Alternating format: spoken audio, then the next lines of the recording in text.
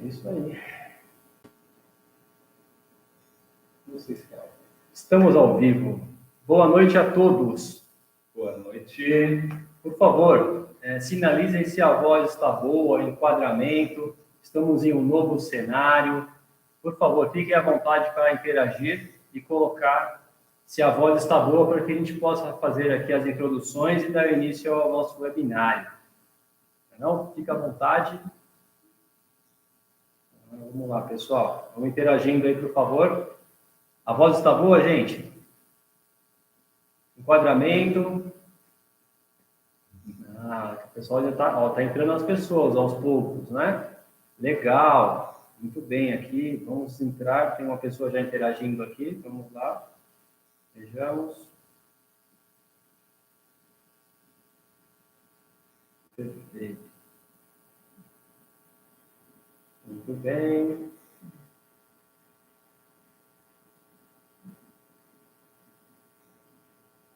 Olá, Matheus, grande amigo. Esse é um parceiro, é um rapaz que sempre acompanha meus eventos e tenho certeza que hoje não vai ser diferente. Olá, Elizabeth, sua fã, Elizabeth Camilo, hein? Te acompanha. Oi, Elizabeth, boa noite para você. Estou lendo errado. Isso aqui é o Juan. Ô, Juan, a voz está boa, gente? Consegue ouvir bem a gente? Está excelente enquadramento aqui? Podemos dar início? Sim. Estou vendo um sim ali. Sim, é um sim. Eu acho que é um sim. É um sim.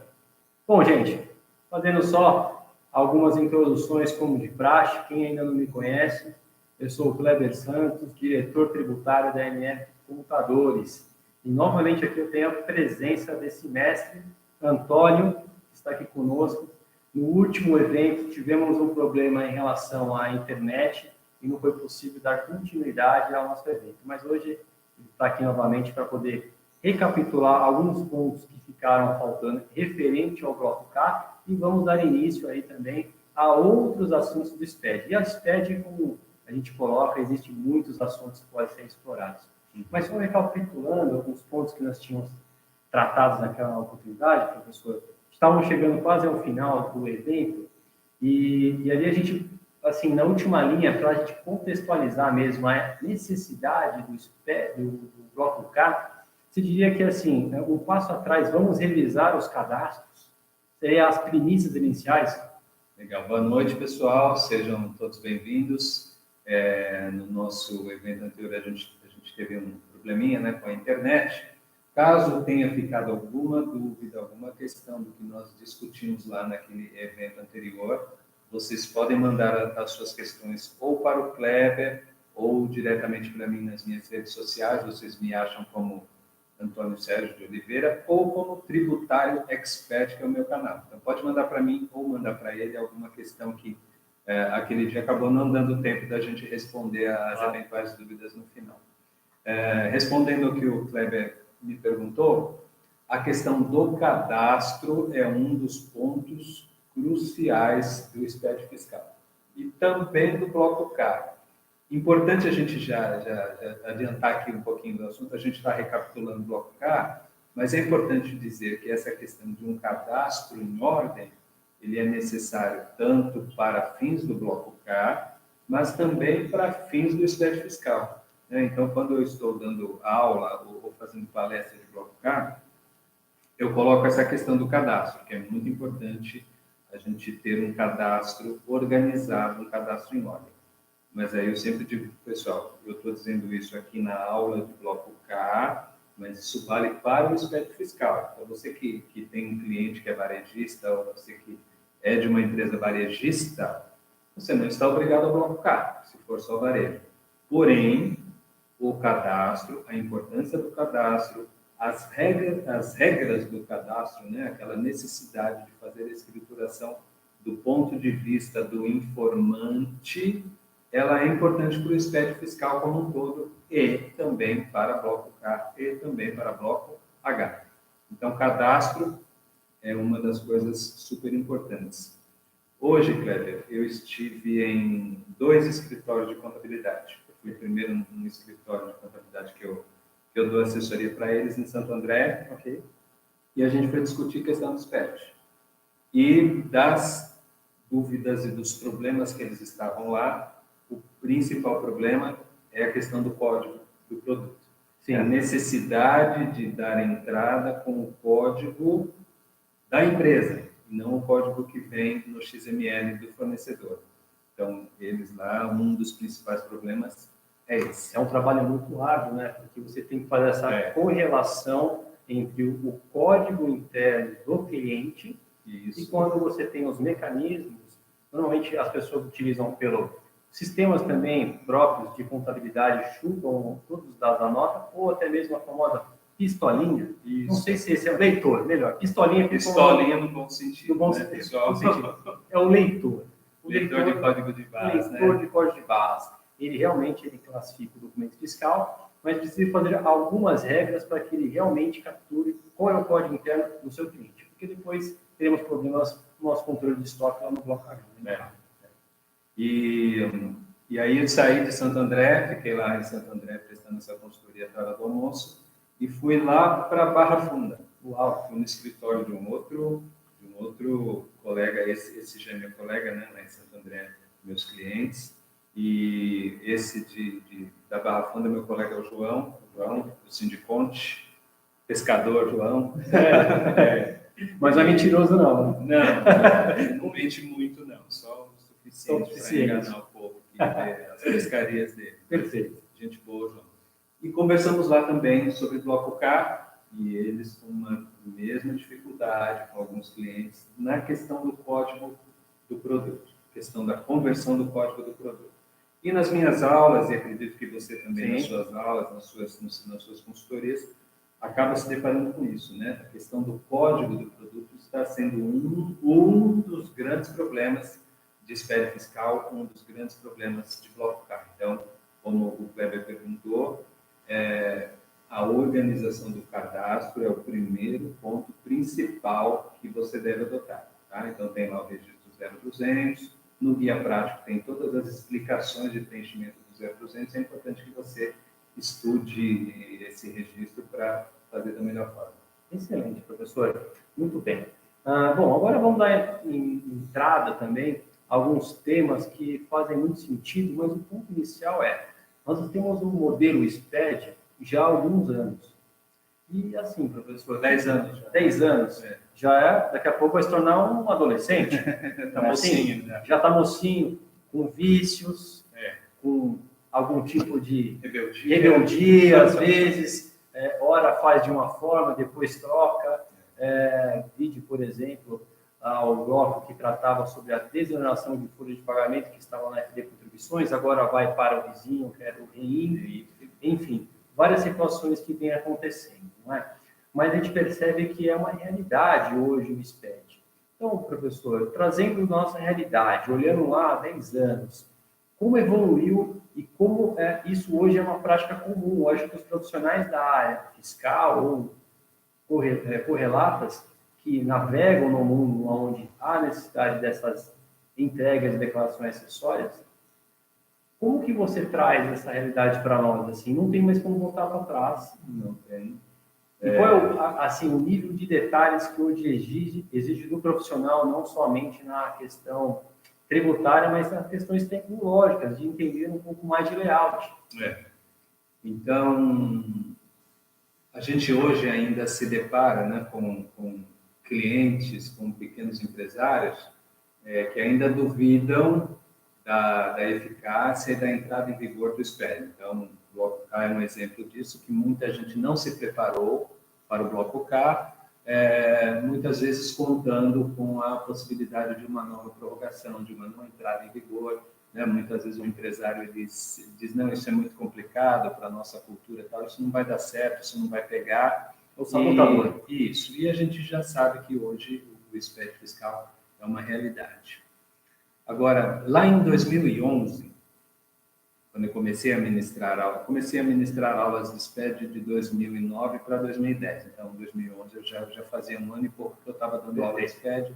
E aí, ao dar aula de SPED, percebia a dificuldade dos escritórios de contabilidade em cumprirem aquelas regras, né, que lá em 2010, 2011, isso era uma coisa de outro mundo, né? E eu escrevi um livro Esse livro se chamava SPED no Escritório Contábil. Uau.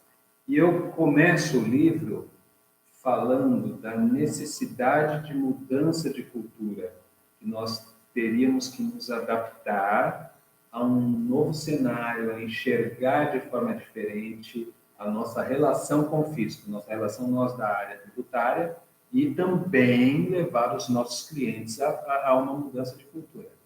Porque tinha muita coisa lá diferente que a gente estava acostumado até então, né? DPJ, a DIP, só tinha a GIA, a falecida Dacom. Isso. Então, a hora que eu comecei a me deparar e a estudar o SPED para ministrar aula, eu vi que as pessoas nos escritórios estavam totalmente alheias ao que significava aquela malha fina, sim, da pessoa jurídica.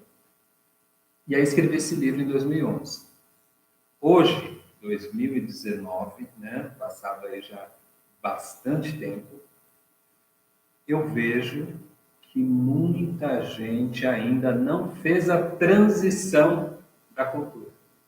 E ainda está escriturando as notas fiscais, está fazendo os lançamentos, está preenchendo as obrigações acessórias, o SPED, como se a gente estivesse naquele tempo antigo. Puxa, é verdade, também tenho esse sentimento. Então, quando a gente pensa o inventário, que agora, no último dia 20 de março, nós tivemos que mandar o SPED fiscal com o inventário. O inventário do estoque em 31/12/2018. Perfeito. Quantos clientes não tinham a informação correta para mandar? Quantos clientes, até hoje, não têm controle de estoque adequado? Quantos escritórios de contabilidade estão mandando bloco K em branco? Nossa, lamentável. Muita gente mandando em branco. Por quê? Porque não vem controle, porque o cliente não tem sistema, porque não faz lá a alimentação do que deveria alimentar. Então, eu percebo que a gente está naquele cenário de antes ainda. Pois é. Não tivemos mudança. E aí, quando você fala em relação a essa necessidade de conhecimento de layout, né? Será que o pessoal está estudando, está se aprofundando? Não está, não está. O pessoal está preenchendo do jeito que dá, do jeito que é possível. Então, está lá com a pistolinha, ou está lá importando o XML. Sim. E aí importou o que veio, tentou validar. Passou no validador, isso, não deu erro. Onde deu erro, a pessoa vai lá e tenta consertar o erro. Eu já passei por situações de alunos declarando para mim isso em sala de aula, que a hora que ele vai validar o arquivo, deu um determinado erro na nota fiscal e não sabe o que é o erro, exclui a nota. Aí ele falou, nossa, que alternativa. Eu excluí a nota, aí passou, professor. Eu falei, sério?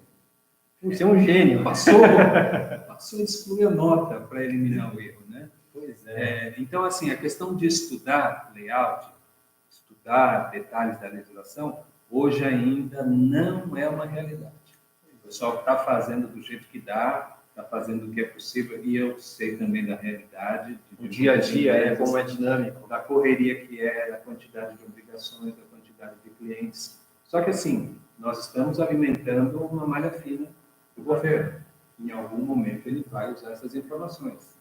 Então, eu sinto que hoje a gente ainda está se comportando da maneira antiga. Estamos usando ferramentas novas, cumprindo obrigações acessórias novas, mas com o modelo, com o pensamento anterior. Tanto nós, muitos de nós da área tributária, como também os clientes. Sim. E eu não sei onde isso vai parar. Porque em algum momento isso vai começar a fiscalizar e vai punir essas empresas. Obviamente, porque todos os dados ligados à empresa, através do SPED, ele tem um nível de detalhe de produto. E como nós ainda temos, e ainda faço já uma provocação a respeito da famosa GIA, que dizem que está a vias de ser eliminada, descontinuada. Você pensa que talvez isso seria, eu acho que inevitável, não, professor? Porque, assim, outros estados também que praticam, me vem à cabeça agora o Paraná, sim, tinha uma declaração acessória semelhante à GIA. Então, a GIA, na verdade, hoje ficou obsoleta, sob o ponto de vista de dados, né? Porque ela não tem tem as informações, obviamente, mas não tem um nível de detalhe a qual existe o SPED fiscal. Então, penso que vai ser um processo natural o seu descontinuamento, né? Na verdade, e as pessoas cobram e reclamam muito isso, né? Pô, mas o SPED não era para unificar as informações, não era para eliminar redundâncias, né? Um dos objetivos do SPED é eliminar as redundâncias de informações que a gente precisa mandar. E aí a GIA nunca que acaba, né? Como eu disse, só de SPED fiscal a gente já tem 10 anos. E a GIA não acabou até agora. Mas quais são as informações que eu tenho sobre isso? Paraná, eu acho que já faz 2 anos que eliminou a GIA. Faz 2 anos já.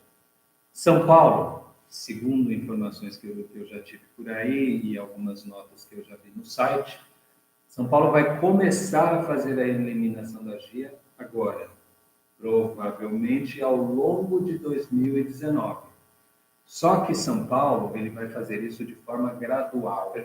Né? O que São Paulo está fazendo?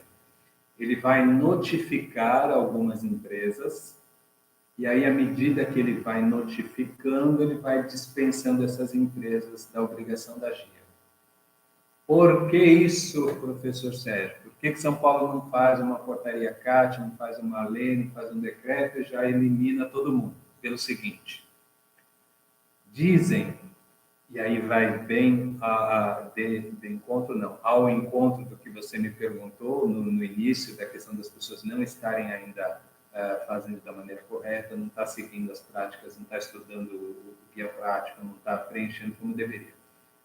Dizem que em São Paulo ainda é muito grande o volume de empresas que estão entregando esse SPED fiscal ou com informações incompletas ou em branco. Eu fiquei espantado quando eu soube disso. Isso diz que tem muita empresa em São Paulo que está entregando o SPED fiscal em branco. Entregando em branco. Então, o governo de São Paulo ele está sem a segurança necessária para a eliminação da GIA. Porque é lá que tem as informações ainda, né? Ele coleta de lá da GIA e quer coletar do SPED informações para fazer a divisão dos recursos arrecadados, para fazer a DIPAM, enfim, para tocar a vida, né? A GIA e depois o SPED é que vai alimentar o governo. Eu tenho outro dado a respeito disso também. Mas isso é de bastidores e eu não posso afirmar que isso seja verdade. Mas, por favor, conclua. Tá. Mas agora a gente quer saber. A gente quer saber, né? Curioso, né? Estamos curiosos. Olha, mas deixa eu só terminar aqui rapidinho. Então, o que São Paulo está fazendo? Ele vai olhar a GIA e vai olhar o SPED das empresas. Aquelas empresas que ele perceber que as informações estão coerentes, que a empresa tem um histórico de envio de informações coerentes, ele vai dispensando. A hora que ele sentir segurança e falar, dessa aqui eu posso eliminar a GIA, porque está me mandando o SPED correto. Essas ele vai notificar. Agora, pergunto para vocês, o que vocês acham que vai acontecer com aquelas empresas que ele perceber que as informações não estão batendo, ou que a empresa está mandando em branco? Então, fique atento a isso. Lembra do que o Kleber me perguntou, da questão de estudar, de aprofundar o seu conhecimento, de você fazer cursos, fazer treinamentos sobre o layout do SPED fiscal. Conta aí. Então, o que São Paulo vai fazer vai ser uma eliminação gradual. Gradual, para quem merecer. Né? Essa é a ideia do fisco, é só para quem merecer. Olha, não vou dizer qual é o posto fiscal que eu fui, obviamente, né? Está sendo gravado, é melhor não entrar no detalhe. Isso, não revelar fonte. Mas o que eu tenho de informações sobre isso, extraoficial, é que a maioria dos fiscais já estão, talvez, um pouco acostumados em trabalhar com o modelo GIA. E esses profissionais têm uma certa resistência com as novidades e que não conseguem navegar muito bem com os dados ligados ao SPED. E, em razão disso, eles acabam sendo maioria, podem perceber que os mais sêniores, vamos colocar assim, acabam tendo um cargo público e acaba tendo um poder de barganha maior em relação aos jovens que estão entrando dentro da carreira pública. E dizem que talvez um dos sabotadores são os próprios fiscais, sinalizando que talvez não se sintam confortáveis em começar a trabalhar com SPED com alguns motivos. Eu acho que vai muito também, como você menciona, professor, tem muito a ver, mas penso também que por parte desses profissionais existe uma certa resistência de começar a mudar a chave. Porque a gente percebe que a legislação, ela sempre foi exatamente igual, não mudou muito as regras, mas informatizou. Então, o novo também assusta os fiscais. Então, penso que isso também é um dado importante, mas, como disse, é extraoficial, ouvir isso de pessoas dentro de um imposto fiscal qualquer, e aí foi visto dessa forma.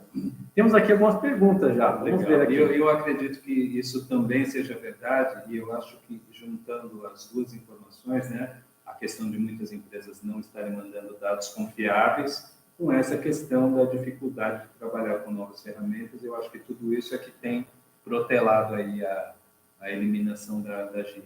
Com certeza, eu acho que é feito totalmente, isso vai acontecer. Eu acho que já não faz mais sentido a GIA para o contribuinte. Pode ser que, para algum momento, dentro do fisco, na Cefaz, a gente faz valer essa informação, mas o contribuinte ele acaba tendo duas informações ali que ele tem que tomar muita atenção, porque se a GIA está de uma forma e o SPED fiscal está em outro, uma quantia de mais e menos ali, você encontra uma diferença. Então, muita atenção. Matheus, ele fala aqui, como grande aprendiz do FD fiscal, é fascinado por ele. Vejo que a cultura de mudança não muda, pois atualmente, em pequenas, médias e grandes empresas, o professor diz que tudo muda de cultura. Foi mais um desabafo, talvez, né, meu caro Matheus? É, muito perfeito. Wellington Santos, vocês acreditam que os contribuintes darão mais atenção à qualidade das informações prestadas no SPED fiscal na medida que o fisco aplicarem notas de classificação e impactarem em seus negócios? Ele faz uma referência, obrigado pela pergunta, Wellington, já faz referência à lei dos conformes, que vai ter a qualificação. Eu, de pronto, eu acho que sim, isso vai trazer uma realidade que o contribuinte vai começar a ficar mais, vamos colocar assim, profissional. Tem que ser realmente profissional. O cerco está se fechando. Legal. Mas fale um pouquinho mais, então, a respeito, até para dar uma contextualização da nossa lei dos conformes. Legal. Só antes aí respondendo a questão do Matheus. Matheus, já que você se diz apaixonado e estudioso do SPED fiscal, se o Kleber me permite aqui, deixa eu anunciar uma coisa para você. Lá, mais ou menos no mês de maio, junho, eu devo lançar um programa de formação de especialista em Bloco K. Olha que bacana. É como se fosse uma pós-graduação em Bloco K. Eu tenho cursos normais de Bloco K lá no meu site, no Tributário Expert, mas cursos online normal. Agora eu vou fazer um curso que é uma formação de especialista mesmo, algo mais profundo. Então, me acompanha aí nas redes. Olha só, hein? Logo eu estou anunciando aí Quem tinha essa notícia? Abertura do programa de formação de especialista. Agora, na segunda questão, o nome do nosso amigo? Meu amigo, parceiro Wellington Santos. Wellington. Eu acredito que sim. Acredito que à medida que o fisco vai dando as notas, né, para os contribuintes, ele vai também se sentindo mais seguro, no sentido de escolher em quem ele consegue confiar e dispensar de determinadas obrigações e trazer determinadas facilidades. E o lado contrário é aqueles também com notas baixas, com notas não tão boas, ele vai ficar mais de olho, talvez ele seja mais exigente, talvez ele aplique até algum tipo de penalidade. Falando do programa Nos Conformes, né? É um programa criado aqui pelo governo do estado de São Paulo. Quem ainda não conhece o programa Nos Conformes, procura aqui no canal da MF, que tem um webinário tratando desse assunto com a professora. Foi com a professora Andréia. Então, eu assisti esse webinário e muito bom, que nos dá uma ideia do que é esse programa Nos Conformes. Mas é um programa, em resumo, onde o fisco ele vai de acordo com o comportamento da empresa, comportamento tributário, ele vai atribuir notas, ele vai atribuir uma classificação, e quanto mais alta a nota recebida pela empresa, mais facilidades ela terá junto aí a algumas questões do fisco. E, então, os contribuintes, eles vão, acreditamos, né, que eles vão fazer de tudo para cumprir as regras de forma adequada, para ficarem bem na fita com o governo. Né? Com certeza. Mas procurem aqui no canal do Kleber, que tem um webinário tratando só desse programa Nos Conformes. Sim. Ainda falando a questão da qualidade de dados, até entrando um pouco mais em relação a como você menciona, poxa, as pessoas entregam um SPED ou preenchem um SPED, passam no validador, não há nenhum tipo de problema. Mas aí a pergunta também fica, qual é a segurança que todos os documentos estão sendo registrados? A gente percebe bastante que acaba tendo muitos documentos, principalmente de entradas, que acabam não sendo imputados ou, às vezes, nunca acontece esse lançamento. Você pega bastante, professor, em relação a esses detalhes, onde as pessoas se deparam bastante com relação a ter uma novidade, puxa, surgiu uma nota fiscal de entrada. Muito embora, existe hoje soluções que você consegue ter essa informação online, praticamente. Toda empresa que fatura com o seu CNPJ, através de soluções, não darei aqui algumas, não é propaganda, mas existem várias soluções que tratam sobre isso através do certificado digital.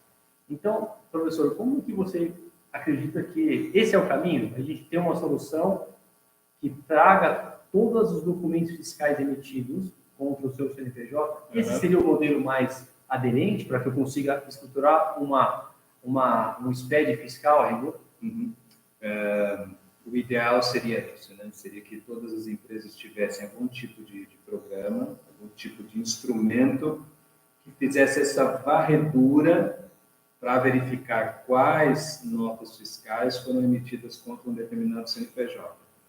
Porque ainda é grande o número de empresas que não lançam todas as notas, por quê? Ou porque ela não guardou adequadamente o XML, ou o DANF não mandou para o seu contador, ou porque o fornecedor não enviou o XML, ela acabou também não guardando o DANF como deveria. Mas a gente tem um universo, sim, de muitas empresas que recebem nota fiscal e não escritura. Eu tive um dia desses também num dos escritórios que eu atendo, onde um cliente foi multado, foi notificado, na verdade, teve um prazo para se defender, ele foi notificado por conta de XMLs emitidos contra o CNPJ que não estavam escriturados. Mas olha só, gente. Olha só. E nesse caso não foi nenhuma falha do cliente, foi nota fria. Empresas emitindo contra o CNPJ dele e ele nem sabia. Se tivesse uma ferramenta, né, de rastreamento, eu já teria percebido. Tinha se manifestado. Olha, que que importante, gente. Quem não usa ferramentas passa a ser uma dica valiosíssima, porque, como foi colocado aqui no caso, um contribuinte, vamos colocar de boa fé, foi lesado por uma ação que ele não tinha um conhecimento. Mas o fisco não tem como medir isso, né? Não sabe, o fisco não sabe. Então, tem todo... Então, embora não seja culpa do contribuinte, ele tem como explicar, mas gera todo um estresse, uma perda de tempo dele ter que ir se defender, do contador também participar e ajudá-lo a se defender de uma situação que poderia ter sido percebida com antecedência na existência de uma ferramenta dessa, onde ali ele já manifestaria o desconhecimento da operação. E aí a gente já aproveita aqui para lembrar, né, que existe, aqui em São Paulo e nos demais estados deve existir também, uma obrigatoriedade do contribuinte, uma boa parte de contribuintes, se manifestar em relação aos XMLs emitidos contra o seu CNPJ. Quer dizer, se ele conhece aquela operação ou se ele desconhece aquela operação, se ele recebeu a mercadoria, se não recebeu a mercadoria.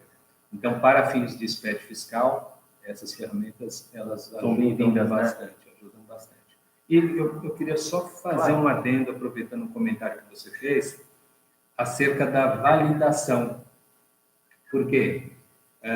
O SPED fiscal, nós fazemos todos os lançamentos, né? Lança as notas de entrada, lança as notas de saída, apura o imposto e faz a validação. A validação que é feita no PVA, Programa Validador Assinador, que é fornecido pelo governo gratuitamente, ela é uma validação estrutural, é uma validação da estrutura do arquivo, se ele está seguindo os parâmetros do layout, e olha alguns campos do preenchimento, mas pouquíssimos campos. Então, eu sempre lembro aos meus alunos o seguinte: o arquivo validado pelo PVA, ele não me dá nenhuma, mas nenhuma segurança de que aquele arquivo está tranquilo, de que ele não vai ter problema. Então, eu consigo validar um arquivo com informações erradas ou com informações faltantes, como comentou o Kleber, né? Se de repente alguns dos meus fornecedores não mandaram XML e eu não lancei, eu vou conseguir validar o meu arquivo? Vai. Se tiver tudo certo, vai. Se eu deixar de incluir algum registro importante, que daqui a pouco a gente vai falar de um deles, eu consigo validar meu arquivo? Consigo validar meu arquivo normal. Né? Se eu colocar lá um CFOP errado, um CSP errado, apurar o imposto de forma incorreta, eu valido o arquivo? Valida. Então, para que serve a validação? Serve para o governo garantir que os programas que vão entrar no computador dele estão dentro de um layout confiável, do layout real. Mas a qualidade da informação que está lá dentro depende de quem está preenchendo. Aí depende do conhecimento técnico, depende do conhecimento de SPED, depende do conhecimento da legislação, de CMS, de PI ou de PIS e COFINS, se estivermos falando de contribuições. Mas o validador não me dá nenhuma segurança. Fique sempre atento a isso. Então, não adianta confiar no validador. Você que tem que conhecer profundamente o que é o layout do SPED, o que é que tem que estar lá dentro, para ter a segurança de que está mandando um arquivo confiável e seguro. Perfeito. E aí, o indivíduo acaba se deparando na seguinte situação. Ele percebeu que há um problema e precisa retificar. Só que esse problema ele identificou depois de 3 meses, professor, no SPED fiscal. Aí nós temos um outro problema, sim, que seria a solicitação da autorização para que você possa fazer a retificação. Isso. E é tão simples assim? Só chegar batendo fisco? É relativamente simples, mas tem que tomar cuidado. Então, aqui em São Paulo, eu não sei como é nos outros estados, e se algum de vocês, alunos, está em outro estado e quiser colocar aqui para a gente saber também como é no seu estado, mas aqui em São Paulo, o fisco ele concedeu um período de 3 meses, onde a empresa pode fazer a retificação do SPED, 90 dias, sem precisar de autorização do fisco. E o que o Kleber está me provocando aqui a dizer é que depois dos 90 dias você pode retificar, só que precisa pedir autorização para o fisco. O pedido de autorização é relativamente simples, porque faz isso pela internet, né, Kleber? É só escrever, não? Só que você precisa dizer o que você vai retificar. Isso que ele quer dar uma olhadinha, vou aumentar 100 onde você vai reais de crédito. Isso. Puxa! Que são as notas fiscais de entrada que a gente falou no começo, que ficou faltando, que de repente você vai tomar créditos. Olha só. Então é importante a gente estar ciente de que a retificação ela é permitida, só que o fisco está de olho. E ele quer que você explique o porquê que você vai retificar depois dos 90 dias. Então, é bom evitar fazer isso. Para que melhor evitar sobre isso. Exato. Uma pergunta aqui novamente do Wellington Santos. Como especialistas do assunto, poderiam elencar quais são as grandes vantagens do SPED fiscal para os contribuintes? Muitos não tratam devidamente essa obrigação por não conhecerem seus benefícios. De minha parte, eu acho que o benefício que você tem, falando já de escritório ou até mesmo de consultoria tributária, você tem todas as condições de conhecer inicialmente a empresa. Porque dentro da estrutura você tem dados do produto, tem a NCM, tem algumas características da empresa, de movimentação. Então, hoje você tem mais detalhes, diferente como você tinha a Agia, por exemplo, ou até a falecida da Com, você não tinha tantos detalhes assim. Fora também que hoje nós temos uma facilidade, que é o nosso Receita DX, de extrair todos os nossos SPEDs. Isso faz com que você tenha a segurança de que os arquivos que você está tratando, seja em um estudo, seja em uma operação pontual, aonde você consegue ter uma amplitude maior do que você deve fazer. É claro que, de repente, aquela informação lá constata, como a gente mencionou, não quer dizer que está 100%, mas te dá um indício de como você pode operar. Então, eu vejo que essa tecnologia te dá muitos elementos que no passado você não tinha, com uma informação muito lisa, sem muitos detalhes, né, professor? É isso mesmo. Uma outra vantagem que eu enxergo, e é difícil a gente fazer com que muitos dos clientes dos escritórios de contabilidade enxerguem dessa forma, é a necessidade de colocar a informação do inventário, né? O SPED exige que você coloque lá o inventário e agora, mais recentemente, para aquelas empresas sujeitas a bloco K, a necessidade de informar o saldo em estoque todos os meses. Então, o SPED ele está obrigando, está empurrando as empresas a serem geridas de uma maneira profissional, de uma maneira mais adequada. Então, em muitos casos, nós precisamos convencer o cliente, convencer o empresário que ele é obrigado a fazer um controle de estoque, porque a gente precisa mandar essa informação dentro do SPED fiscal. Um dos argumentos que eu uso para esse convencimento é mostrar para o empresário que o controle de estoque deveria ser já uma exigência dele para ele fazer o gerenciamento da empresa. O estoque é onde está investido boa parte do capital, boa parte do dinheiro, boa parte do giro da empresa está lá no estoque.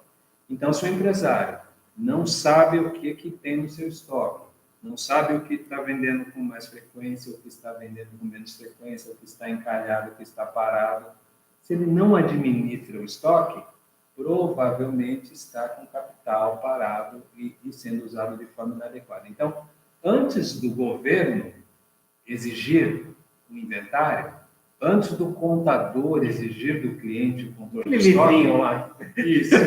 Fala do livrinho, o modelo já tem. Deveria ser um interesse do contribuinte, do próprio empresário, ele ter o controle do estoque. Quando vem o SPED e faz essa exigência e obriga, né, isso lá na frente, talvez, Wellington, ele consiga enxergar como uma vantagem, de falar, olha, por conta da exigência do contador, por conta do SPED, eu adotei aqui um controle de estoque, e aí quando eu tenho que adotar o controle de estoque, significa que eu tenho que lançar as minhas compras e as minhas vendas, e se eu for uma indústria, a minha produção, eu tenho que lançar adequadamente no meu sistema. Eu passo a ter um controle dessas operações, né? Então, o livro de inventário, que é o livro modelo 7, obrigatório. E todas as empresas, ela guarda esses livros muito bem guardados, é comum você encontrar. Como o livro de ocorrência também, todas as empresas que você vai, obviamente, você está fácil, vendo, né? É fácil enxergar esse livro? Muitas vezes a gente tem que esperar alguns dias para eles acharem esse livro. Então, assim, elas guardam tão bem guardado que não sabem onde está, né? Guardam tão bem guardado que não estão preenchendo, né? Livro modelo 3, então, controle da produção e do estoque, é algo que é muito raro de se encontrar nas empresas, né? E, Wellington, se você também quiser elencar pelo menos uma das vantagens que você, como estudioso do SPED fiscal, você enxerga, coloca aqui para a gente dividir com a galera que está assistindo a gente também. Pois é, temos aqui algumas informações aqui. Até mesmo o Matheus contribui dizendo o seguinte, em questão ao amigo Wellington, os benefícios são diversos. Com a entrega do bloco K, os exportadores e importadores têm diversos benefícios fiscais como RECOF, RES, RECAP, entre outros. Realmente, quando a gente fala especificamente aqui o RECOF, é algo extremamente sensível, porque é uma das exigências que você, mesmo não estando todo habilitado, e ainda por enquanto nem todos os registros dentro do bloco K você tem a necessidade de entregar, mas se você é aderente do RECOF, você necessariamente precisa aderir a todos esses. Então, ou seja, o RECOF ele é interessante, do ponto de vista... Só dando uma palavrinha para quem não sabe o que é RECOF, pode achar que você está tossindo. Pois é. RECOF. RECOF, só contextualizando, é um regime especial, onde você tem alguns benefícios ligados na sua importação, ok? E também para alguns produtos internos, onde você vai se relacionar, ok? Só que isso também não é de graça. Você necessariamente vai ter um controle de estoque, a qual, se você não possui, terá que ter. Então, também você precisa avaliar se isso é importante.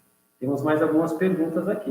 Hoje o pessoal está bem animado, muito bem. E hoje a internet está firme, hein? Galera? Está firme, hoje forte. Hoje não está chovendo aqui em São Paulo, aquele dia estava uma chuva danada aqui, hoje está seco aqui em São Paulo. Pois é. E aqui, Opa, deixa eu ver se eu falo o nome certo aqui.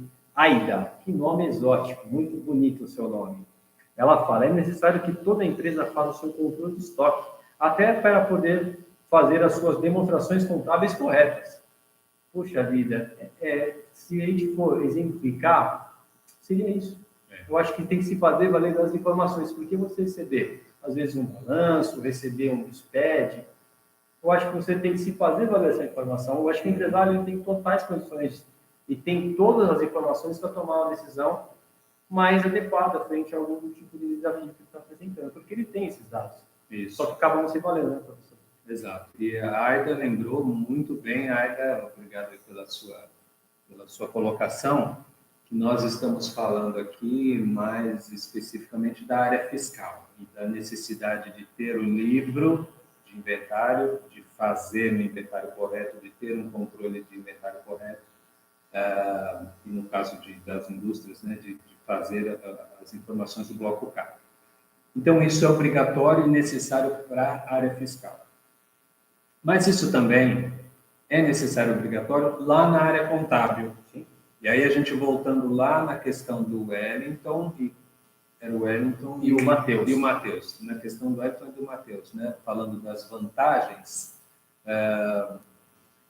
esse número que é o inventário, que vai sair do meu controle de estoque, ele vai alimentar o meu balanço. E é esse número do inventário, é o meu estoque que vai determinar, que vai influenciar o meu resultado final. Sim. Ele vai me dar o custo e com isso eu vou ter o lucro ou prejuízo, ou mais lucro ou menos lucro, com base no meu controle de estoque. Quando eu não tenho um controle de estoque, quando eu não tenho um inventário correto, bem controlado, o que vai acontecer? Eu vou ter um número de inventário irreal, que não é verdadeiro. Com isso, o meu balanço também não será verdadeiro.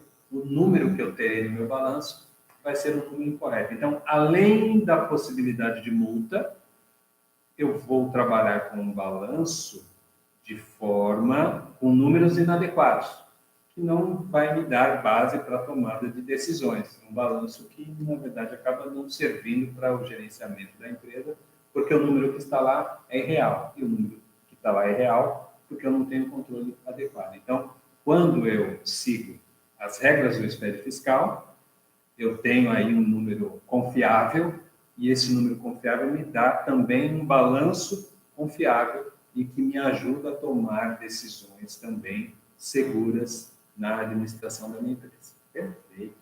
O Wellington está contribuindo também com mais uma vantagem? Dizendo o seguinte, uma vantagem que vejo para aquelas que entregam o SPED fiscal é que essas informações formam um banco de dados que podem servir para a tomada de decisões estratégicas para o seu negócio. Realmente, se você se valer dessas informações, tem muitos dados ali. Você pode brincar com isso, até entender ali dentro da mecânica qual é o produto que mais você comercializa, qual é o insumo que você mais compra, quais são os seus fornecedores que realmente estão operando com você. Isso faz você, com certeza, ter esses detalhes. Agora eu vou fazer uma propaganda sua, hein, professor? Opa, por favor. Ela fala assim, ó, Hernani, vamos lá, ela fala, infelizmente, na área produtiva, o pessoal ainda não se importa muito com o bloco K. É porque vocês não conhecem o professor Antônio Sérgio ainda. Precisam convidar para tomar um café. Ele, com certeza, vai conscientizar as pessoas, principalmente as figuras que fazem todo o processo fabril, as pessoas que são envolvidas dentro desse contexto da fábrica, que fazem a famosa ordem de produção. Exatamente. Esses caras conhecem a risco o que é necessário para fabricar um produto. Então, essas pessoas também ganharam uma notoriedade, agora, vamos colocar assim, frente a essa necessidade do SPED muito grande, né, professor? Isso mesmo. Qual é a sua data? Como está a sua agenda? Eu vou fazer isso. Você ser um agente aqui já. Graças a Deus a agenda está bastante lotada, né? Está bem concorrida. Mas é isso que o Kleber está dizendo, é verdade, e nós até falávamos sobre isso, né? Um dos trabalhos que eu faço, além de dar aula, além de fazer palestras, além de escrever quando dá tempo, é fazer palestras e treinamentos nas empresas para falar de bloco K. E com quem que eu vou falar nas empresas? Justamente com a área de produção. Então, todas as semanas, eu estou, amanhã mesmo, eu estou numa empresa lá em Guarulhos, para falar com o pessoal da produção, pessoal de compras, o pessoal de vendas, né, o pessoal do comercial, pessoal de almoxarifado, pessoal de logística, pessoal de engenharia, diretoria, para falar de bloco K, para fazer com que eles entendam a necessidade de controles, de cuidados adequados lá na produção, para que o sistema gere uma informação confiável. Porque tem muito a seguinte questão. O pessoal, em muitos lugares, acaba querendo delegar a obrigação do bloco K para o departamento fiscal. Como se, bom, isso aí é alguma coisa que tem que mandar para o governo, então isso aí é com o pessoal do departamento fiscal, quando a empresa tem um departamento fiscal interno. Quando é uma empresa que tem um escritório contábil, isso aí é o contador, é o contador que tem que resolver. Não é. O bloco K, ele acontece lá na produção da empresa. Então, se a gente não conscientizar o pessoal de produção, não sai uma informação correta. Então, como a nossa amiga aqui, Erlane. que é a Erlane. Então, conforme disse aí o Hernani, essa conscientização das pessoas que não são da área fiscal é fundamental. É fundamental, porque senão fica tudo nas costas do departamento fiscal, nas costas do contador. Né? Eu até criei um método, né, que eu chamei o método de parceria 4K. Né? 4K para brincar com a letra K, onde nesses 4K eu tenho o contador, o cliente, o computador e casa. Né?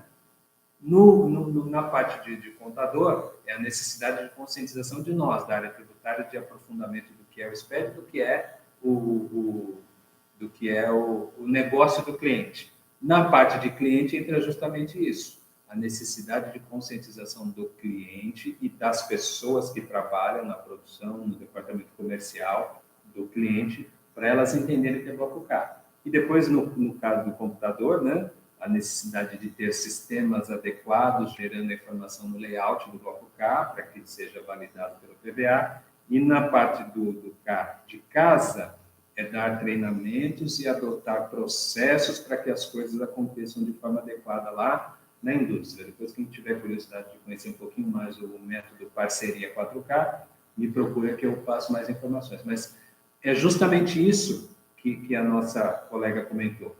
É uma parceria entre fiscal e produção. Não adianta achar que só o departamento fiscal vai resolver. Se o pessoal da produção não estiver conscientizado, a coisa não sai. Então, um dos meus trabalhos, uma das minhas missões é conscientização do pessoal de produção, e aí tenho feito isso geralmente através de palestras internamente nas empresas. Com certeza. A área fiscal se envolve com vários departamentos. Sim. Isso, com o longo do tempo e com a chegada do SPED, não foi diferente. A gente pode tratar aqui comércio exterior, que são a importação e exportação, que muitas vezes acaba caindo na mão do contador. Olha, essa aqui é minha DI, você precisa montar uma DI para mim. Uhum. O contador ou o tributarista, de uma forma geral, ele se vê em cada enrascadas e é onde ele precisa lidar com a informação, porque qualquer papel que tenha números ou leis é do fiscal. Ou achando que é do governo. Ou é do governo, é do fiscal. Então, o barganhar e colocar para que as pessoas entendam que você necessariamente precisa do apoio de todos é fundamental. Fundamental também é uma outra área que parece que o departamento fiscal se envolve com todas as áreas, né, professor? Veja só, vou colocar mais uma área aqui. Até a área financeira, você tem que ter um relacionamento com a área fiscal. Tem aquele registro que poucas pessoas lembram em dar o start de propriedade, que seria o famoso registro 1600, que fala sobre os recebimentos via cartão de crédito e débito. Como que é isso, professor? Que perigo é essa, né?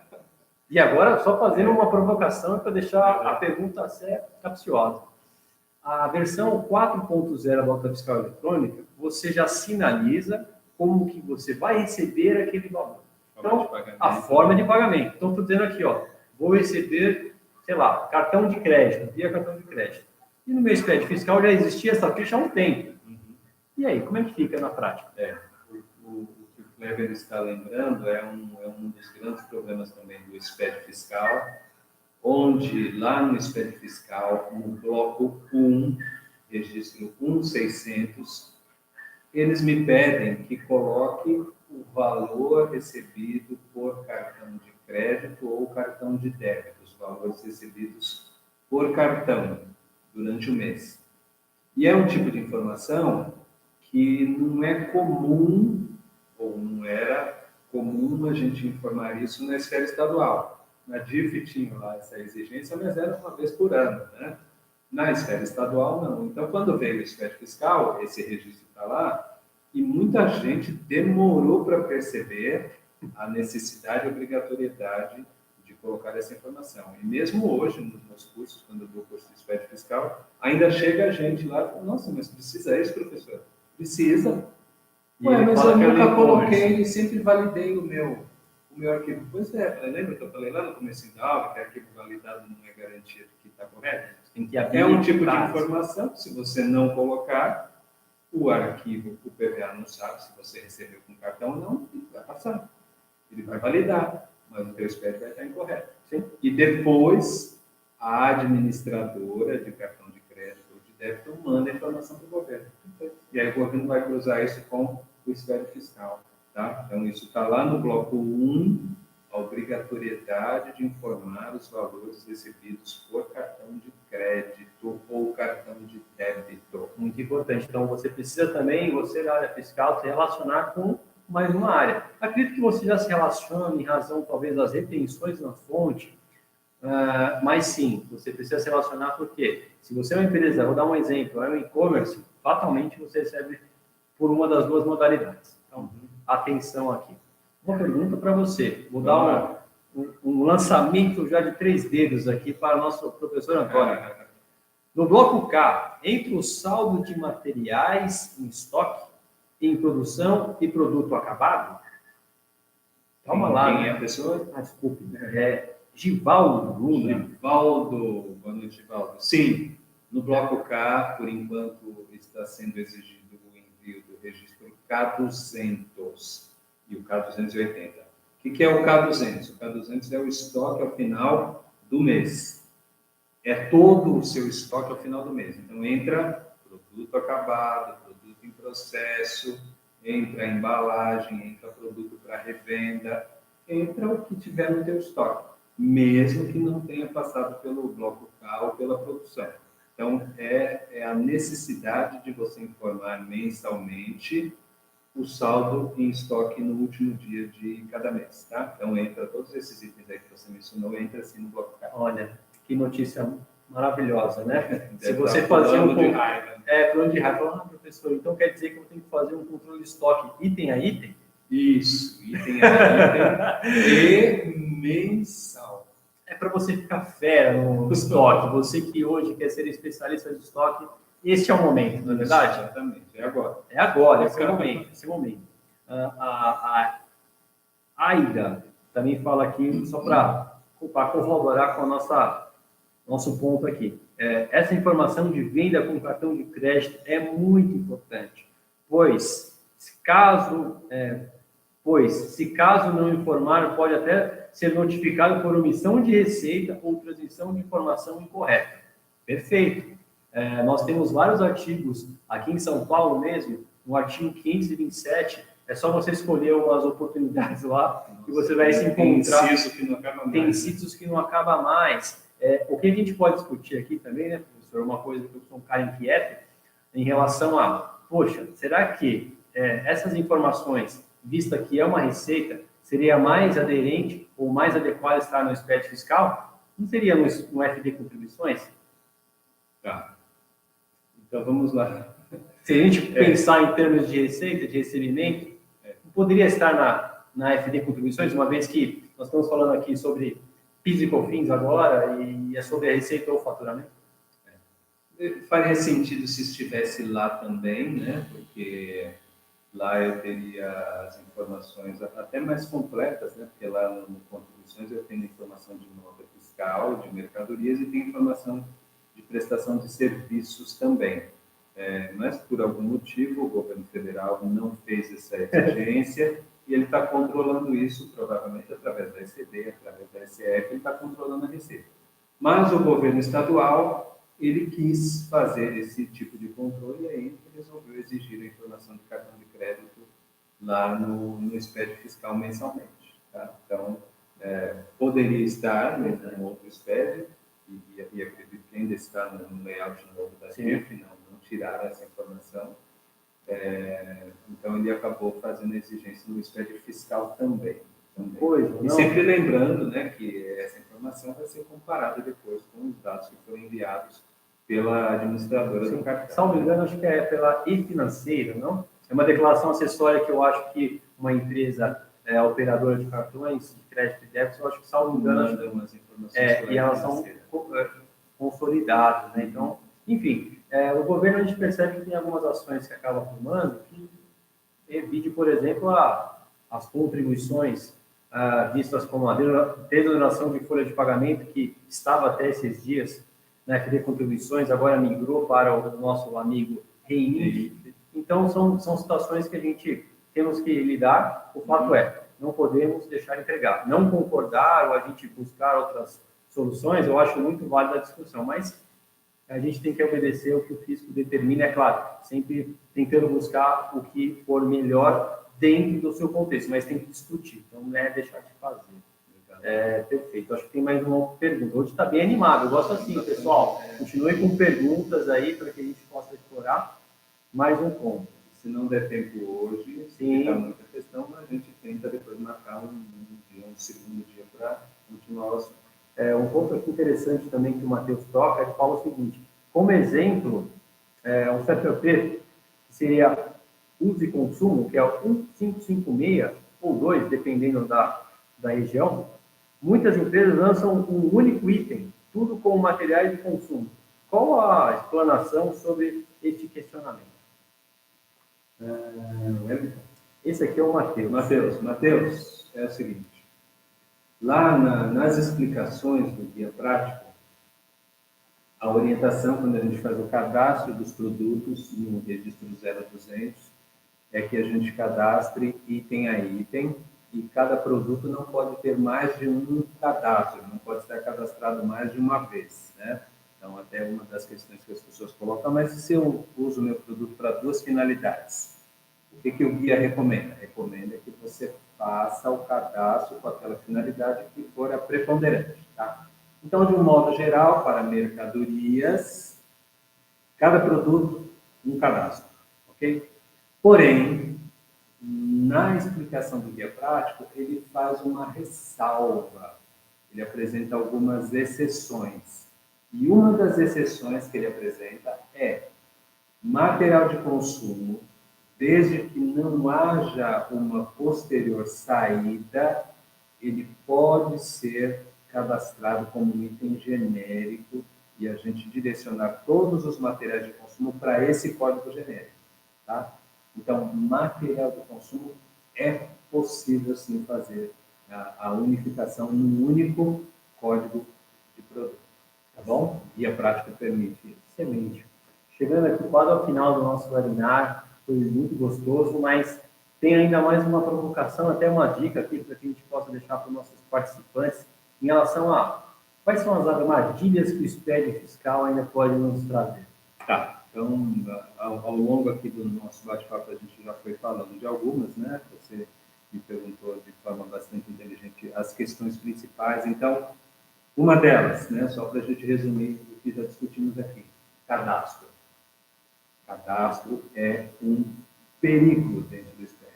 E aí, quando a gente olha para cadastro, eu vou dividir cadastro em dois itens. Cadastro, a gente vai prestar atenção em código do item. Lembrar que o produto precisa entrar com o código interno da empresa e não com o código que veio do fornecedor. Segunda questão, segunda armadilha de cadastro, é o tipo do item. É a gente identificar onde aquele produto vai ser utilizado na empresa. Se aquele produto é um material de consumo, se é uma matéria-prima, se é um produto em processo, se é um produto intermediário, se é um subproduto, se é um serviço. Eu tenho que fazer essa identificação. Para fazer essa identificação, eu preciso ter um conhecimento profundo do que é aquele produto.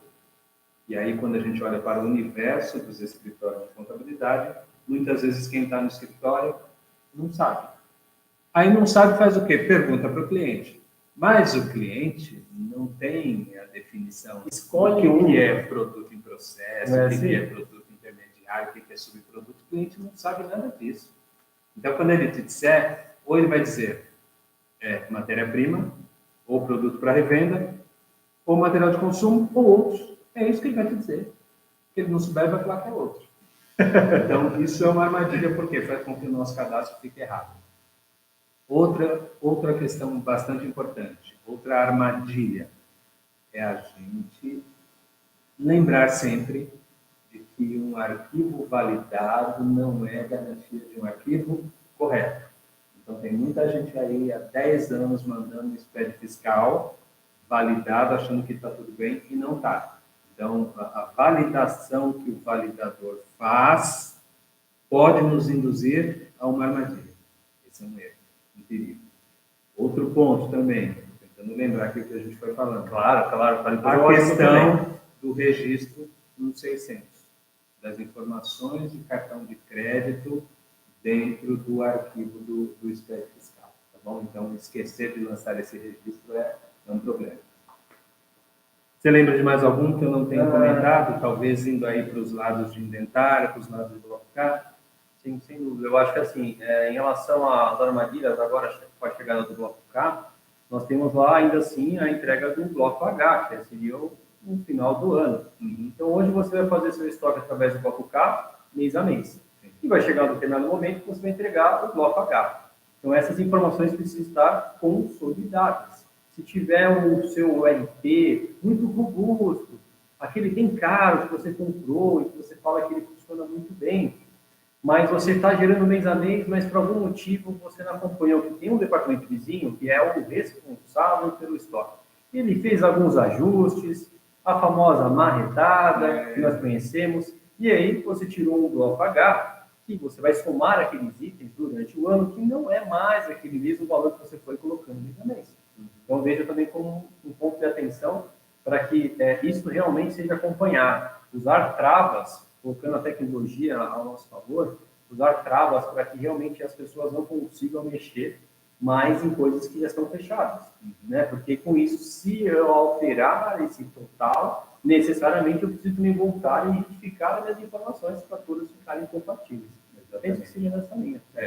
Acho que conseguimos elencar aqui algumas das questões, né? Sempre lembrando que aqui o nosso bate-papo é um bate-papo descontraído, com duração de 1 hora, então tem muita coisa dentro que a gente não consegue abordar. Como eu já disse, eu tenho um treinamento online lá no meu site, né, Tributário Expert. Eu tenho um site também que se chama portaldosped.com.br, www.portaldosped.com.br. Lá tem os meus treinamentos, tem treinamento de bloco K, SPED fiscal, e temos também o professor Kleber, que também ministra treinamentos nessas áreas, também pode ser em parceria, por que não? Também pode ser procurado para essas questões. Então, a gente abordou aqui algumas questões, mas quem tem necessidade de aprofundamento do assunto, é importante que busque treinamento, que busque é necessário dessa questão. Última perguntinha, professor. Vamos lá.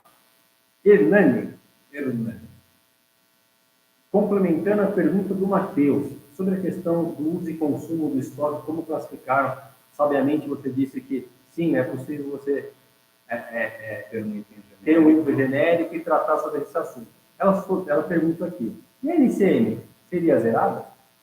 Aí, nesse caso, a gente não teria um NCM, é um registro que, por se tratar de uma exceção, então, quando o fisco permite que eu tenha um código unificado, ele é tratado como uma exceção. Nesse caso, eu posso manter sem um NCM específico, que além nós vamos concentrar todo tipo de produto, tá bom? Muito bem, parabéns, professor, excelente. O pessoal que está agradecendo. Então, depois, Hernani, se você precisar de mais detalhes, dá uma olhada lá nas explicações do registro 0200 no guia prático.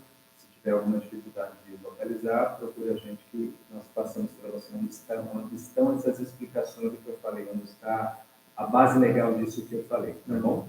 Com certeza. Uau, gente, foi fantástico tá, esse evento, as pessoas estão aqui agradecendo bastante. A gente fica feliz em poder colaborar um pouco do conhecimento e vocês também compartilhando informações, foi fantástico. Acho que isso que é o saudável na nossa área. A gente tem que realmente se relacionar com as pessoas, tem que participar desses eventos e eu acho que basicamente o que a gente se propôs a colocar, acho que foi bem proveitoso. Sim, foi bacana, foi bacana. É um prazer estar contigo. Muito obrigado. Espero tê-lo aqui novamente no nosso canal e que a gente possa realmente tratar sobre esses assuntos. Penso que o SPED, com certeza, vai ter outros assuntos. O Bloco K ainda está engatinhando, mas toda a preparação dele já se faz necessária. O Bloco K não está nem engatinhando, o Bloco K está se arrastando. Está se arrastando, não porque está nem conseguindo engatinhar. nos bastidores, você realmente já havia me destacado que assim, olha, professor, mas hoje então é só 2 blocos, é só 2 registros inicialmente. Depois eu penso nos demais, que seria a questão especificamente onde fala a ordem de produção, dados e informações que você precisa botar no seu RP, controlar esse nível de cadastro, que as pessoas falam, bom, depois eu penso nisso. Mas vamos pensar com carinho desde agora para realmente, quando for necessário, você estar totalmente aderente às boas práticas. E, pessoal, apesar de hoje ser 1º de abril, é verdade. Tudo que nós falamos aqui é verdade, tem base legal. Tá bom? É verdade, acabamos fazendo essa piada. Então. Isso, hoje é 1º de abril. Gente, eu sou muito grato por isso, porque eu sei que muitos de vocês participaram hoje de algum fechamento, que é dia 1º. É um dia muito... Está na correria, mas vocês são vitoriosos em ter ficado conosco todo esse tempo aqui. Conto com a presença de todos vocês no nosso próximo evento. E até mais, pessoal. Muito obrigado. E qualquer coisa também, lá no meu canal do Instagram, eu tenho um link onde eu criei um grupo VIP só para discutir Bloco K. Entrando lá na bio do meu Instagram, vocês encontram lá. Poxa, hein? Que privilégio, hein, gente? Serão bem-vindos. Perfeito. Tchau, pessoal. Obrigado, pessoal. Conte com a gente.